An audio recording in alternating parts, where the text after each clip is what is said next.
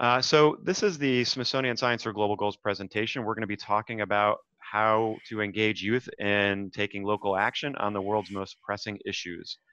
It is a large task, but is one that we feel like we have an interesting framework to present, and we're really excited to get started. So who are the people that are going to be presenting? Again, my name is Brian Mandell. I'm the Division Director of Curriculum and Communications here at the Smithsonian Science Education Center. And in that role, that means I oversee the development of all of our curricular products, whether they be print and or digital. And the Smithsonian Science for Global Goals project is one of those projects that I do manage. And I might also add, it's also important to note that I taught middle school science for 13 years. So I'm accustomed to interruptions. So please, if you have a question, raise your hand or put something in the chat box. I'd like to introduce my colleague, Katherine Blanchard. Hi, everyone. My name is Katherine Blanchard, as Brian mentioned. I am our program manager for leadership development and international relations, our international programs, sorry. And I work on our professional services side of the house, which is really the outward facing side, focused on interacting with teachers and educational leaders across the country and around the world. And my background is specifically in international education. So our agenda for today is we're just going to be talking very briefly about the background of the Smithsonian Science Education Center. Katherine and I are going to be walking you through the details of the Smithsonian Science for Global Goals project, the community research guides. We're going to talk about where and how the Smithsonian Science for Global Goals are, how they're actually being used, where they have been implemented. And then finally, I feel like this is one of the most exciting parts for us is how you can get involved and where you can find free resources. So with that being said, as Katherine and I both said, we both work at the Smithsonian Science Education Center. We're one of the many units within the Smithsonian. The Smithsonian Science Education Center is a pan-institutional office, and our focus is specifically on formal education. And we provide... Okay, sorry. We actually provide resources for formal and informal education. And one of the things we do, I think, a really amazing job is how we translate the science, the history, the art, the culture, the stories, and the artifacts of the Smithsonian, and we put them into usable content for teachers and youth of all ages. Our mission is to transform K-12 education through science in collaboration with communities across the globe. And quite frankly, we've been doing this for over 30 years, developing curriculum and just world-class professional development and leadership development offerings.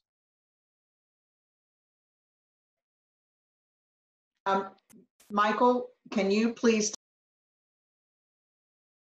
The objectives for our unit are, we have 3 of them. It's to promote authentic, interactive, inquiry-based K-12 science or STEM teaching and learning. It is to ensure diversity, equity, accessibility, and inclusion in K-12 education and beyond. And finally, to advance STEM education for sustainable development. Those 3 things, I hope that you will see as we move forward, have been baked into the absolute core of the Smithsonian Science for Global Goals project. Audio, I'm hearing them right now.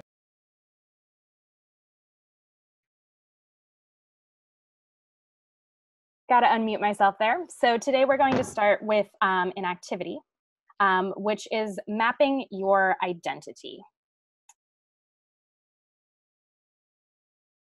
So this is a pretty easy way to get started. Step 1, if you have a piece of paper nearby you, you can totally use that, a notebook, or you can actually just do this on your computer as well, pulling up a new Word document.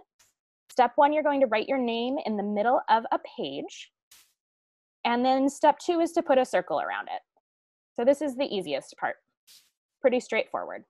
I'll give you just another minute to do that.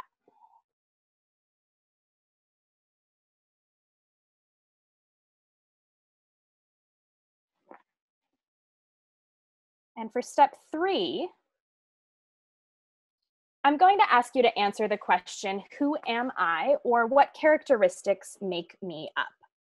And I've put some categories on here that might kind of help guide your thinking. So maybe your age, your gender, your religious background, what role you play in your family, things you like to do, hobbies, personality traits. But really, anything that you can think of that helps to define your identity, you're welcome to add to this map.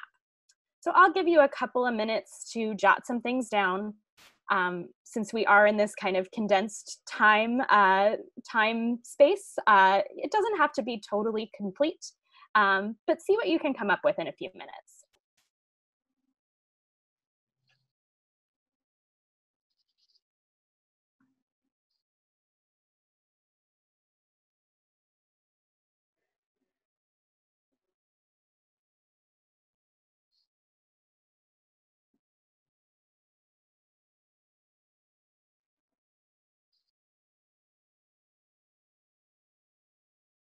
And while you're doing that, just to give you some idea of what these identity maps might look like, on the next slide, I've included mine.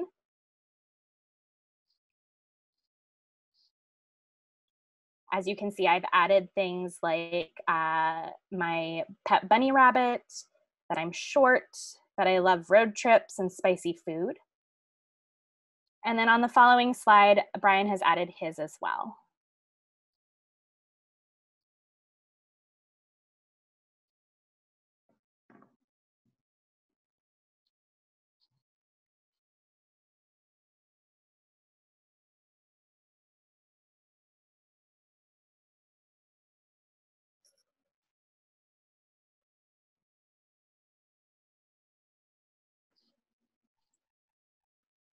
I'll give you about 30 more seconds to jot down any last things that you would like to add to your identity map.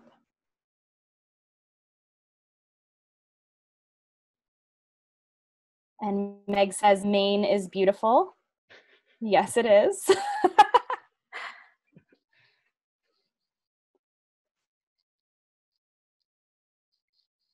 All right, so it's okay if you didn't get particularly far, or maybe you wrote down a whole slew of things. Either way, next I'm going to ask you to choose one item on your identity map that you feel like is essential to your sense of self in this moment. You can't choose your name, but anything else is fair game. And then I'd like you to circle it or somehow highlight it if you're using your computer. Share it in the chat box, and when you share it, also include your name, your location, and what organization you're with. I'll give you just a moment to add that information in.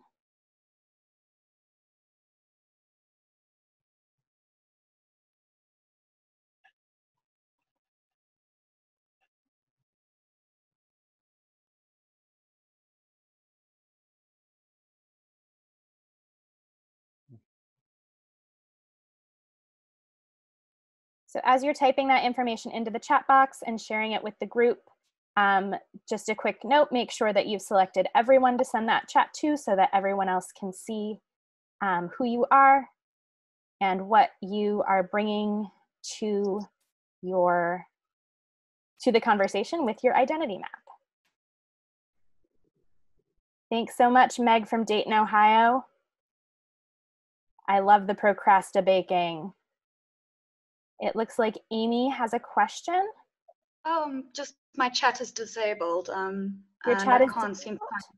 Yeah, not sure if everyone else has the same issue. A couple of us, yeah. Yeah. Okay, let me see if we can get that opened up for you. Thanks.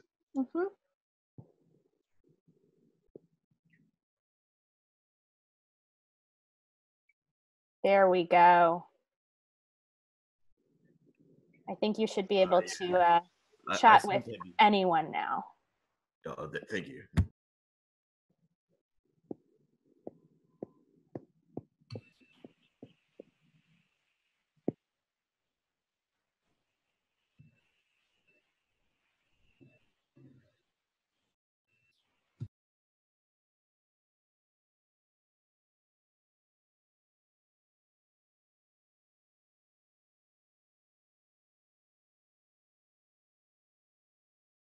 Thanks, slogan.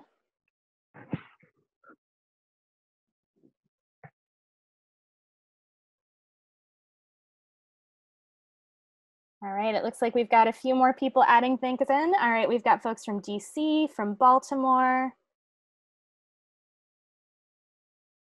from Cherry Hill, New Jersey, South Africa. Wonderful. So I'm going to let those continue to trickle into our chat box and forge on.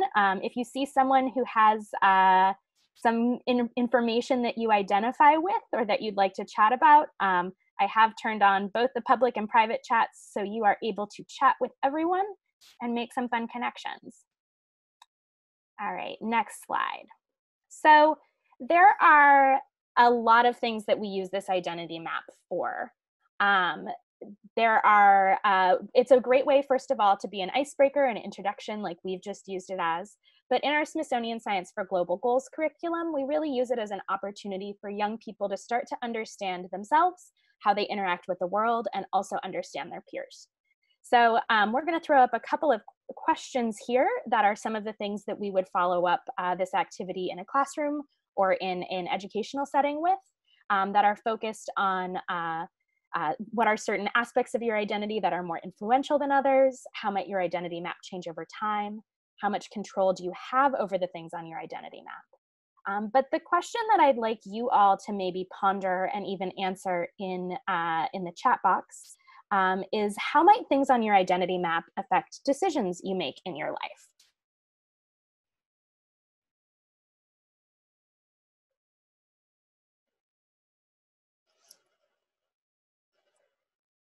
So in the interest of time, awesome, Meg, thank you. How we choose to spend our time. That's a great one. Especially right now, I feel like that is an important conversation piece as well. How we prioritize resources, how we organize, volunteer, or work for. Fantastic. What conversations we have. Yes, definitely. How we handle difficult situations. These are great answers, everyone.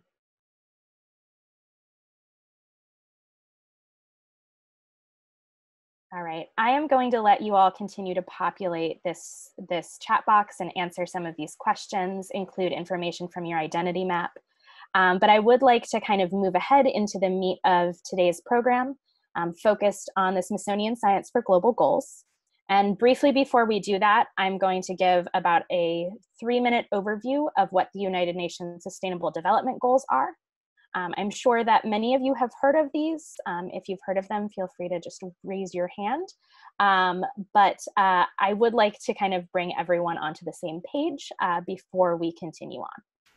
So what are the United Nations Sustainable Development Goals? But first, what is sustainable development? So UNESCO defines sustainable development as development that meets the needs of the present without compromising the ability of future generations to meet their own needs.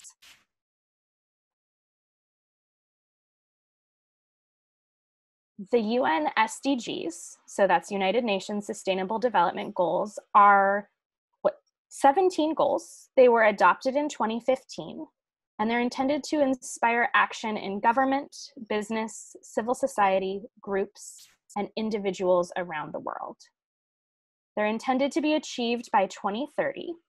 And while there are only 17 goals, there are 232 indicators spread across those goals that make up all of the real specifics of those goals. So if you look at these goals here, they're really big topics like reduce inequalities, climate action, life underwater, gender equality. But those are not sort of the specific markers of what's actually being achieved, of what the measurement is. And those instead fall under those indicators. Next slide, please. So these things also don't exist just on their own. So life on land cannot really be considered or preserved without thinking about life underwater, without thinking about affordable and clean energy, without thinking about zero hunger. These are all things that exist interrelatedly. And so I really like this visual from the GCED Clearinghouse, which really is kind of a subway map of how these different goals are connected and interact. And this organization actually says, like, this is not a complete map. This doesn't do everything. This doesn't show all those connections, but it's a foundation to begin thinking about how these goals are interconnected. And that's really something that we embraced when we started developing the Smithsonian Science for Global Goals. So when you're thinking about these 17 goals, it's also important to think about who they impact and how they are connected to people. So they impact business and industry, children and youth, farmers, indigenous people, and you can see this list goes on here. But I think that the important part for me is that they really do impact everyone. And in looking at this list, my guess is that the majority of us identify with at least 2, if not more, of these categories listed out here. So with that, I'm going to turn it over to Brian, who will start sharing a little bit about Smithsonian Science for Global Goals. Thanks, Katherine. So the Smithsonian Science for Global Goals project is what we like to call, it's a community research guide. And I'm going to highlight 5 of the key elements that I would argue kind of forms the DNA of this project. The first is that it presents the socio-scientific issues of the SDGs through social, ethical, economic, and environmental perspectives. And that's important because these complex issues, like COVID-19, they're not just a science problem. They're a social problem, an ethical problem. There are ethical perspectives, social perspectives, economic perspectives, and environmental perspectives that need to be taken into account as we look for a sustainable solution.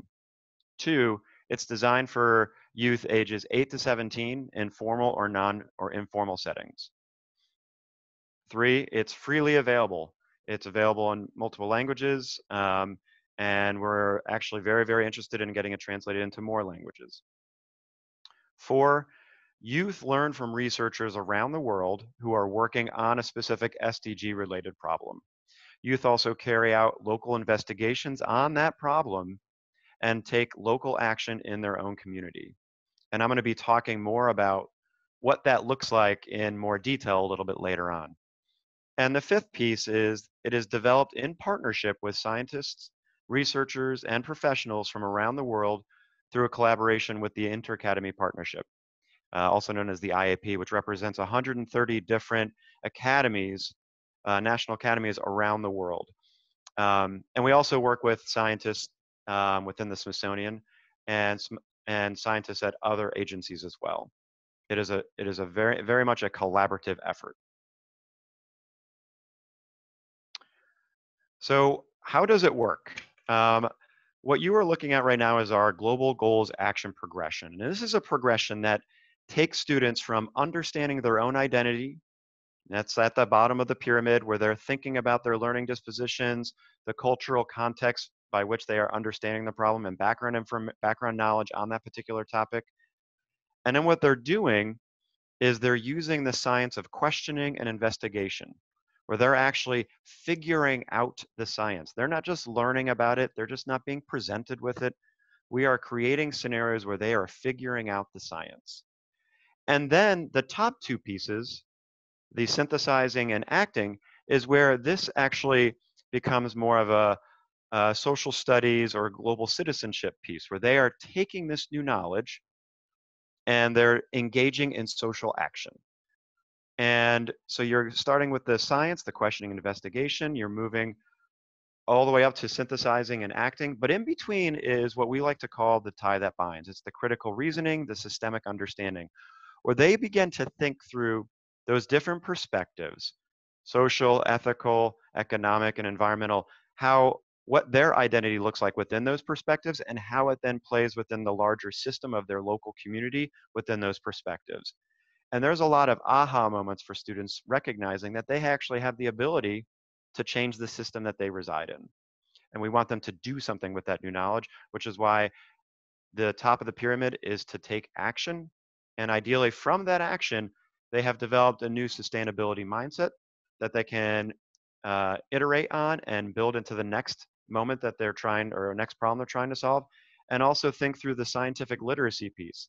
Because if you can't write about science and talk about science and listen about science, it's hard to contribute to science.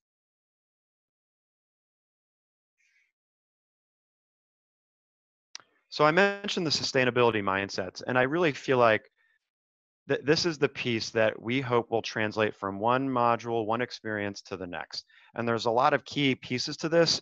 You have empowerment and agency, which is where it is focused on youth taking informed action. There's equity and justice, which is in the bottom right-hand corner there. And this really explores how a young person is grappling with the ability to take action that takes into account existing inequities and injustices. And that's a really, really important piece for all problems, and in particular, what's going on today with COVID-19. Open-mindedness and reflection. We want them to see beyond their own experiences and point of view as they explore complex problems. I live in Northern Virginia. It's hard for me to anticipate what the issues are for a student grappling with mosquito-borne diseases in Indonesia. And finally, global-local interconnection. It's the young person's ability to connect their local actions to global issues. And I'm going to expand on that piece in the next slide. So we love the visuals behind this slide. It really takes students thinking where they're examining something at the local level, and they're understanding that their local decisions, which are based on their own identity, have an impact on their community. And if you then scale it up, it can actually have an impact on like global issues. And this is one of the most abstract concepts for youth, is to how they can actually understand how their local actions can have a global impact. But the more we can connect the dots between what students are grappling with in their local community and understanding that the variables that they're wrestling with are similar to the variables that other youth are grappling with in other parts of the world, the more people can feel connected and the more they can feel like their engagement is going to lead to global change. So with that, I'm going to hand it back on over to Katherine, who's going to talk about our very first module, mosquitoes. How can we ensure health for all from mosquito-borne diseases? All right, thanks, Brian, for that great overview. So taking all of those pieces that Brian just spoke about, I'd like to start to put them into context. And we'll start with mosquito. How do we ensure health for all from mosquito-borne disease, which was the first module that was developed in Smithsonian Science for Global Goals. And this module actually was a brainchild that occurred in 2016. And the module itself was released in 2018. So there was a fairly long kind of turnaround time for this first module. And we didn't even know that it was going to be Smithsonian Science for Global Goals, or that it was going to grow into this project at that time. It was specifically focused around the pressing issue of Zika in Latin America and the United States that was happening in 2016. But we really saw the opportunity to expand it globally, to begin thinking about how we can talk about big global issues and make it a very local conversation, like Brian explained. So on the next slide, we have an outline of our storyline.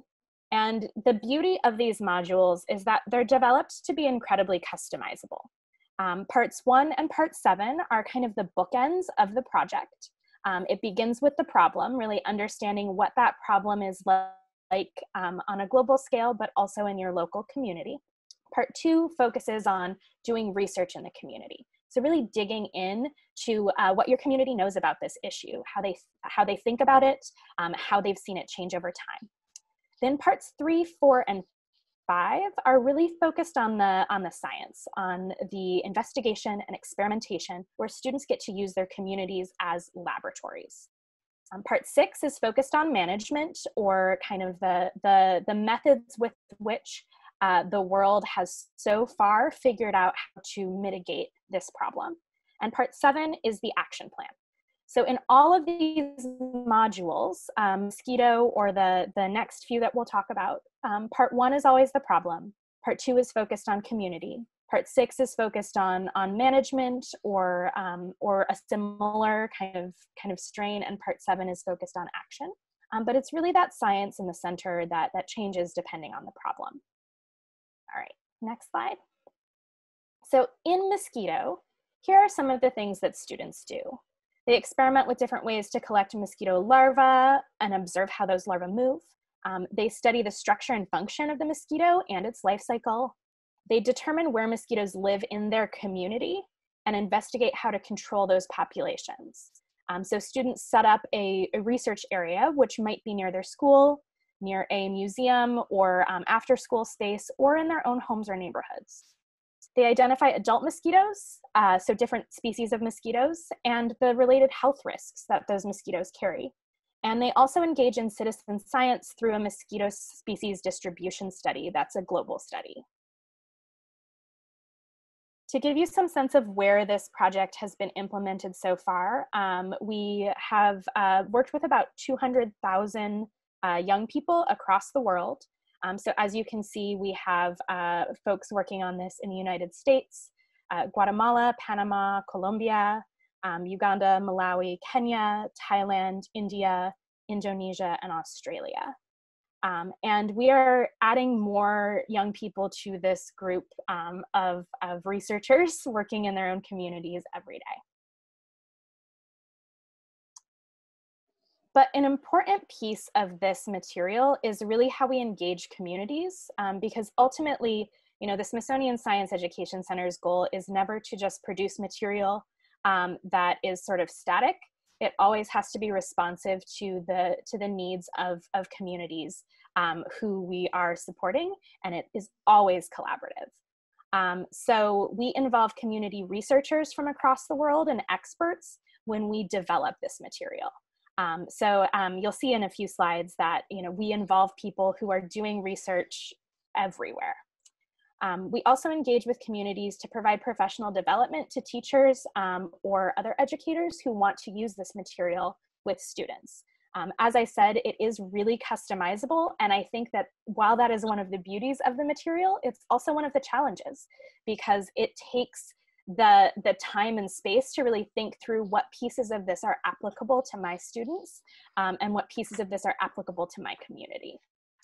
And then we work with education, back one slide, please. Then we work with educators and stakeholders to engage them in this project, because this isn't just about students in a classroom. This is about changing how a community thinks about a problem and letting students really show their community what the value is in doing this research and understanding this challenge. And finally, we provide them with the scaffolding to really contextualize this material for local needs, because it really is focused on what that community's specific issues are.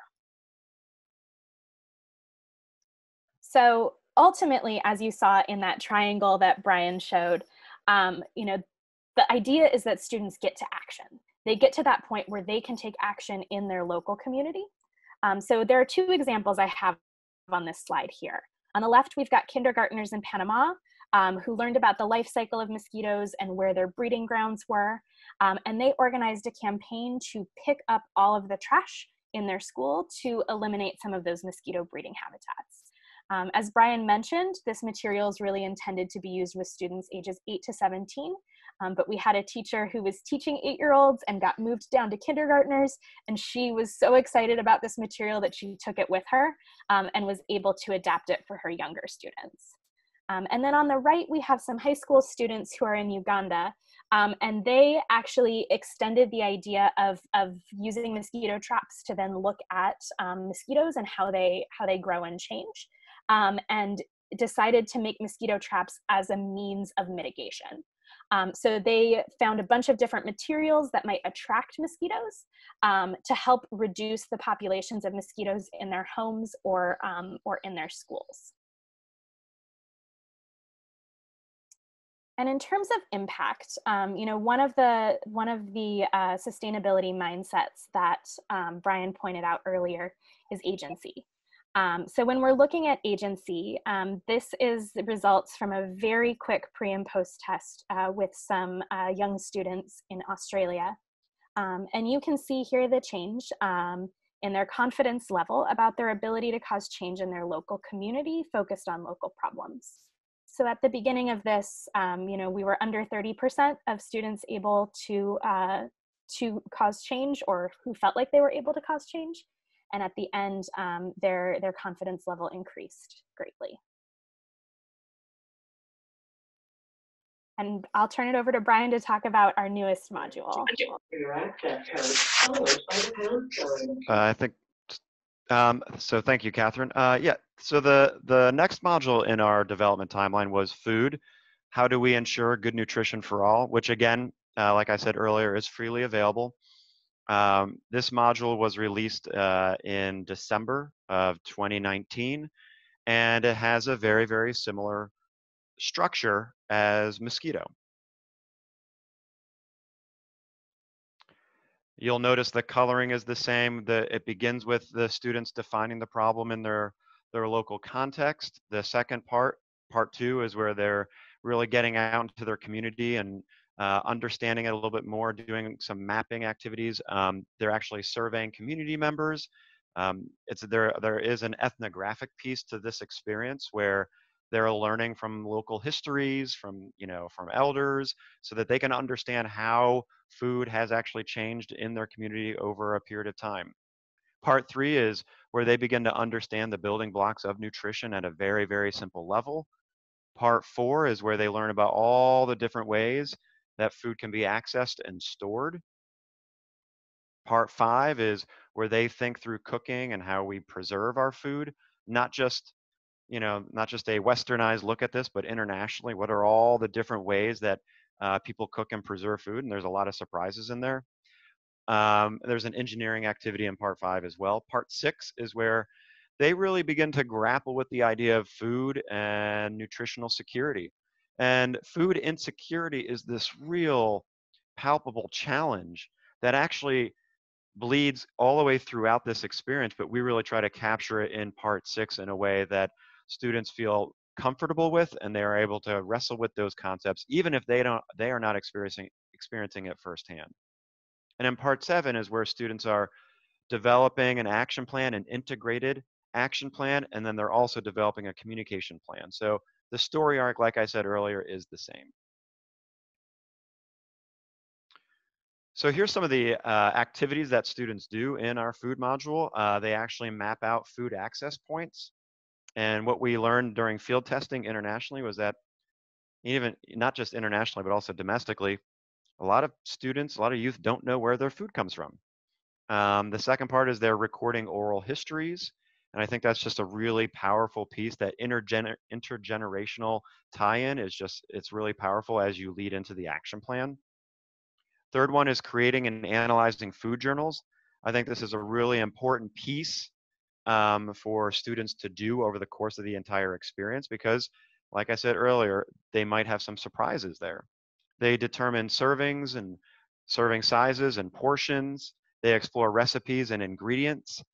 And I think that part is really, really interesting because at the bottom side of the left-hand side there, you'll see it says Pick Your Plate. Pick Your Plate is actually a game that our digital media team developed, which asks students to develop a nutritional food, actually a nutritional meal for morning, lunch, and dinner based on the local country's guidelines, nutritional guidelines.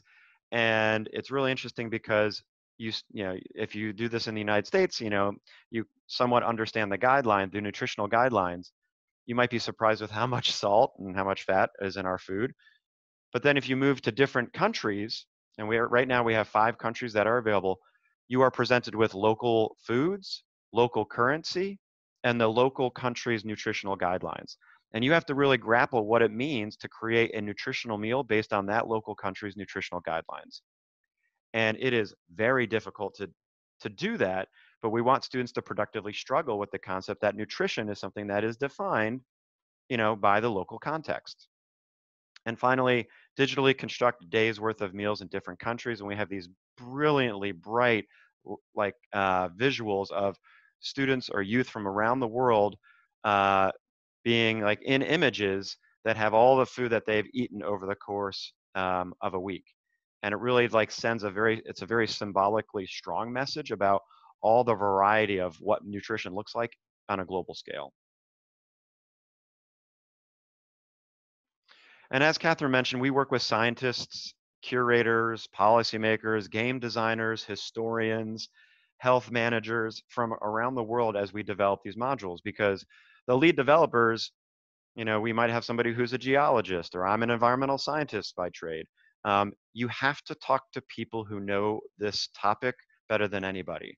And that's why one of the things we do, we have the front row seats here at the Smithsonian, we talk to scientists, we talk to curators, and we ask them what are the things that they're grappling with as it relates to this particular topic, whether it be mosquito-borne diseases or food or pandemics, whatever it happens to be, we really do our best to reach out to these folks.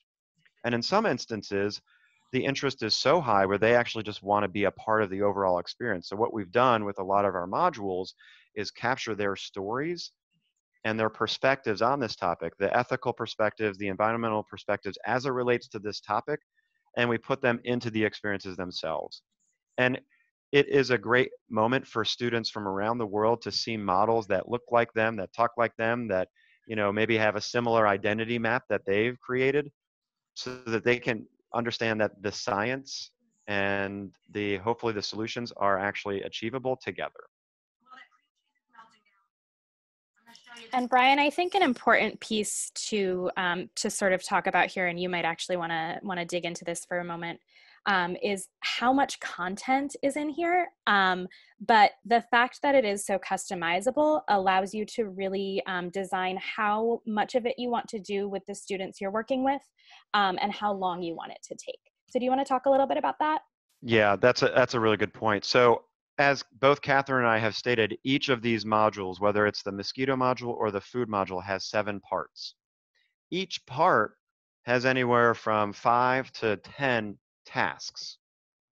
So these tasks can take 20 minutes, they can take a half hour, some of them can take a couple of days, depending on how much you really want to dig in. So I think one of the things that we decided on the front end of the development was to provide the full experience, like this beautiful buffet of educational options as it relates to these global goals modules. And as a practitioner, like an educator, my wife teaches 6th grade, she doesn't have 6 months to devote to the mosquito module, but every Friday she could devote an hour or 2. So strategically we went through and we're like, all right, here's the tasks that we feel like would resonate most.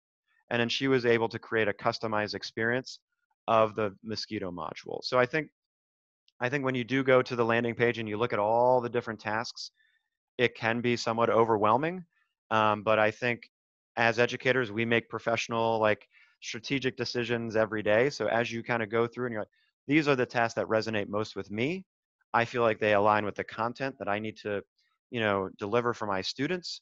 I'm going to review them. I could package them and deliver them to my students. So I think we want you to curate the content just the way that we curated the content for you.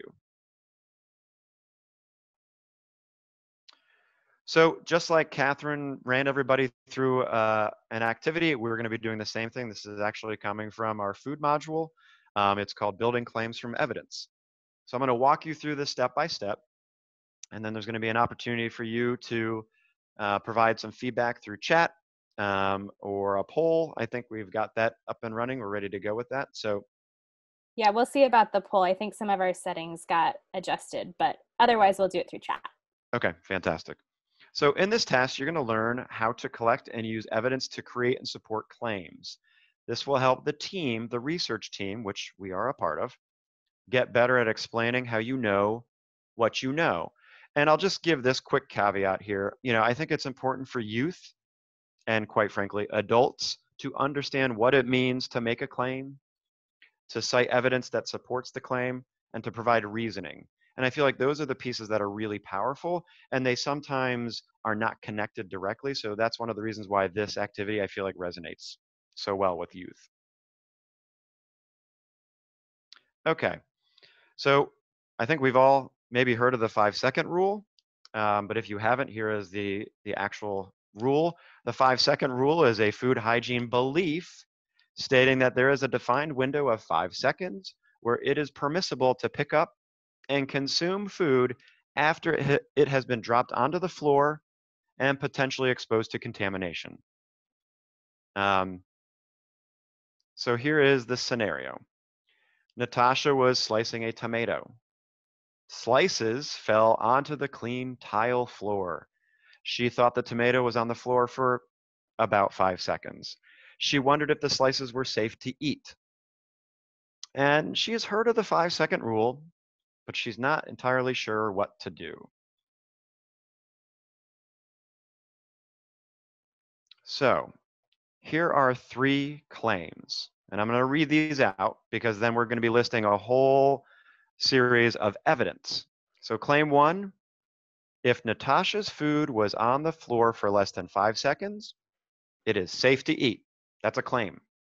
Claim 2, if Natasha's food was on the floor for less than 5 seconds, it is not safe to eat. And claim 3, neither claim 1 or 2 have enough evidence to support them, and a new claim should be created. So now we're going to list a whole suite of evidence for you to wrestle with. And Alexa, who is our tech support, is also going to drop a link to a Dropbox file into the chat. So if you want this evidence in a different format, as opposed to tiny bubbles on your screen, you can click on that link and download that file. So what we want you to do is read through evidence A, B, C, D, and E, and we want you to think about which claim do you feel like that evidence best supports. And we're going to give you a couple of minutes to think through this.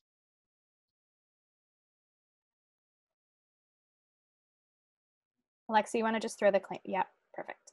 Thank you.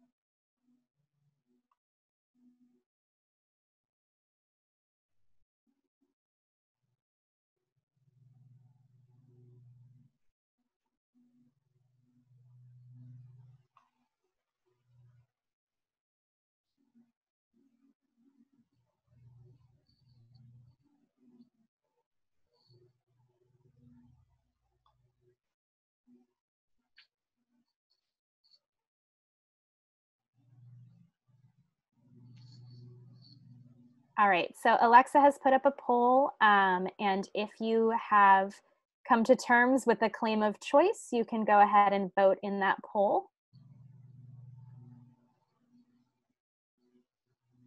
And once we have kind of a bolus of people, we will move on.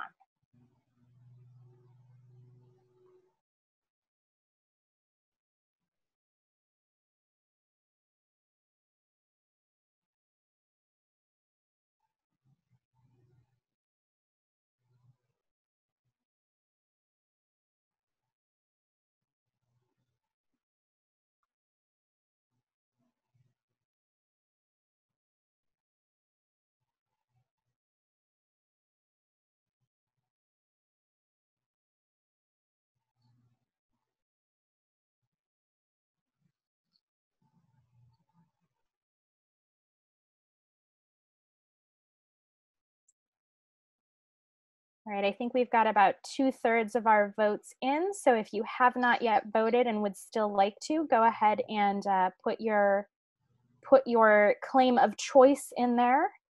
And then we will ask Alexa to offer us our results. And if you're struggling to find the poll, there is a polling tab at the bottom of your screen.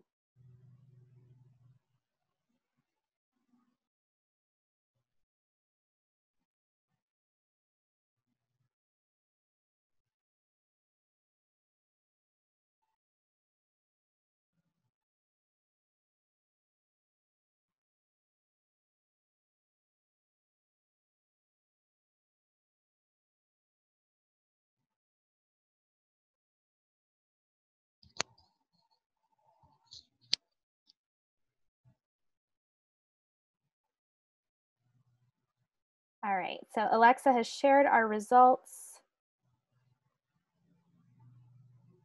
Brian, you want to run us through that? Yep. So from what I can see, what claim does the evidence best support? We have 11% of the folks who think that claim 1, Natasha's food is safe to eat. Claim 2, which is Natasha's food is not safe to eat, represents 14%. And claim 3, neither claim 1 nor 2 have enough evidence to support them, which represents 79% of the folks. And I think this is like an amazing opportunity to kind of talk about how part of the goal here is just to have a discussion and a dialogue about how the evidence best supports a particular claim. And if you wouldn't mind going to the next slide, Alexa. Next one, please. Thanks. And this is where, as a facilitator, you would ask students to articulate why they think a certain claim was best supported and provide evidence. Tying that evidence to the claim is the goal. I agree with Katherine, and then you provide the evidence. I don't just, or I disagree with Katherine because. I just don't disagree with Katherine because maybe I don't like Katherine, but you have to cite evidence. This is engaging an argument from evidence. And I think this is a really important piece. And I'm not going to, just because I'm a teacher, I know this probably will, frustrate some people. I'm not going to tell you what the right answer is at this point, because I think this is a good teaching moment, because in our community research guides, I think it's also important for us to mention that there are no answer keys in these community research guides. These are meant for the teachers, the community organizers, and the youth to engage with collaboratively and go through step by step. We want them to discover the answers together on their own. So with that being said, and I apologize if that's frustrating for some, but we can go to the next slide. And Brian, let's just talk through this since Yep. we're getting short on time. Yep.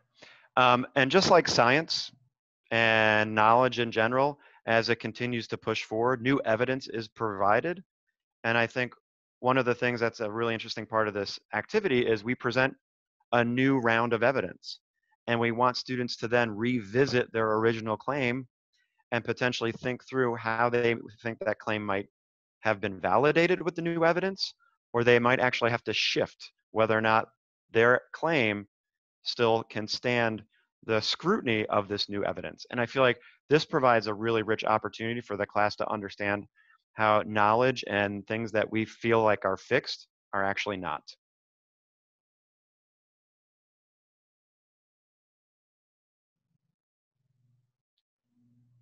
So go back one slide real quick, Alexa.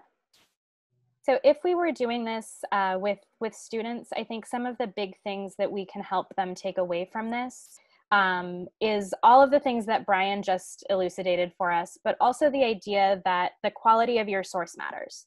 So you may have noticed in some of these evidence pieces that some are just things that her friends said, and some are academic studies, and some are studies produced by cleaning companies who want you to believe that your floors are really clean and you can eat off of them.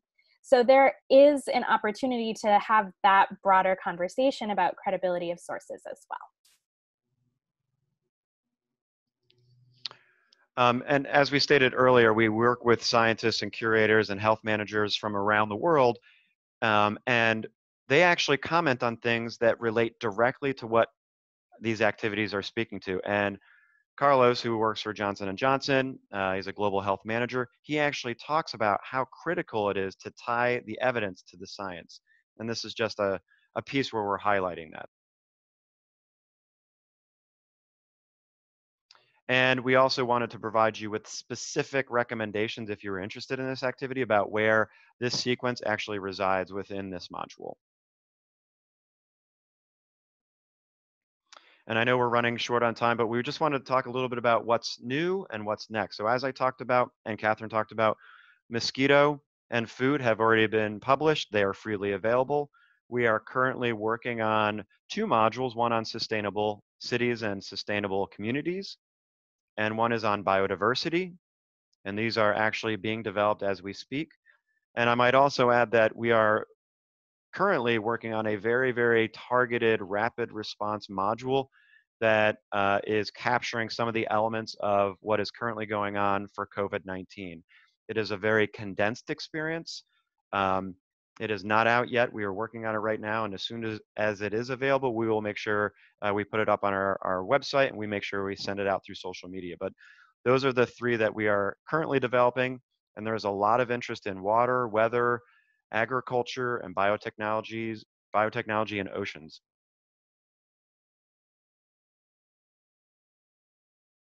And we obviously wanted to make sure that you knew exactly where all of these resources would be found. Smithsonian Science for Global Goals, we have a landing page, which is up top. We've listed the links to the food module, and we've provided the specific tasks that Katherine and I walked you through, mapping your identity and building claims from evidence. A link to the game, Pick Your Plate.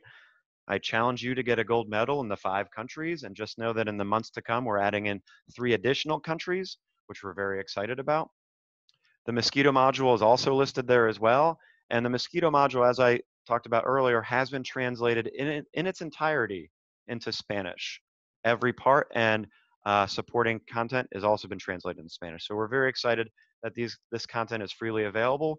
And again, curate it and customize it the way you want. And all of that information, Alexa dropped into the chat box. So if you just want to be able to copy and paste it, you can do that from there. So you might be wondering how to get involved at this point in time. These are kind of some of the top ways that I can think of, but we're also open to other suggestions and ideas. So if you're a part of a museum community, you can always use this material in summer camps or after school programs. You can also collaborate with a local educational organization to provide professional development for teachers, or to collaborate with a local school district. If you're an educator, you can implement this material with your students, or you can sign up to field test new material as it becomes available. If you're a scientist, researcher, or professional and you'd like to feature your work in one of our upcoming modules, feel free to email us. We'd love to chat with you. And if you are a parent or caregiver and you're home with your children, at this time, a lot of these activities are very easily translatable to do at home. So if that is something that you're interested in, but you're not sure where to start, we can certainly talk. A good portion of my job right now is helping people to use this material. And I'll put contact information for myself and for Brian into the chat box if you'd like to get involved in any of these ways. And of course, we would be remiss if we did not thank our funders, the Gordon and Betty Moore Foundation and Johnson & Johnson, who have generously funded the development of all of the modules that we have done or are currently doing. And we'd like to say thank you to Earth Optimism for hosting us and having us here today. And I'd also like to give a shout out to Alexa Mock, our wonderful tech support today, who does many other things. She has been on top of it completely, and we are grateful for her. And this is us. So if you want to get in touch, this is who we are. And we'd love to talk with you all more about this. Yeah. Thank you, everybody, for your time. Thank you so much.